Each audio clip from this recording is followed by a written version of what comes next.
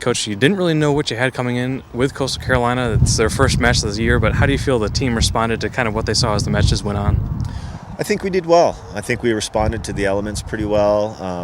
Our teams did a nice job executing their game plans. We obviously still have some things to work on and some uncomfortableness to get more comfortable in. But I think they did a nice job responding today to a little bit of an unknown opponent. And even though you had an unknown, you had very consistent performances, more wins out of your 3s and 4s pair with Manistow and Schneider, and at the 4s with Shannon Williams and Macy Tendrich. What have they been doing early on this season to put them in a position to be undefeated so far?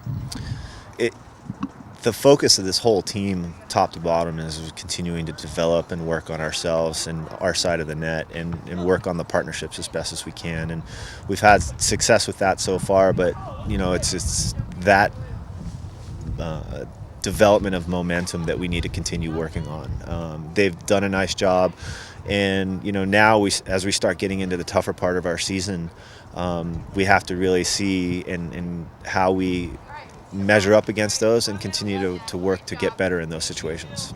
And you mentioned those tougher matchups. You got that tougher matchup, kind of your first taste coming up this weekend with the LSU Beach Invitational, facing off against nationally ranked teams with Tulane and LSU.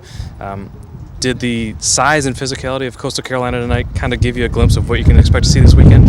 Absolutely. I think what we saw, particularly in the ones today, was a huge test. We knew that we were going to face something along those lines, and in the ones we made a late push, but it wasn't enough to really get it done when we needed to. But we know that we're capable of competing against that type of team, and we also know that we're going to face that this weekend. So, this week, what we have left this week in practice is going to be preparing for that and making sure again that we compete the way that we need to compete and control the ball on our side the way we need to control it.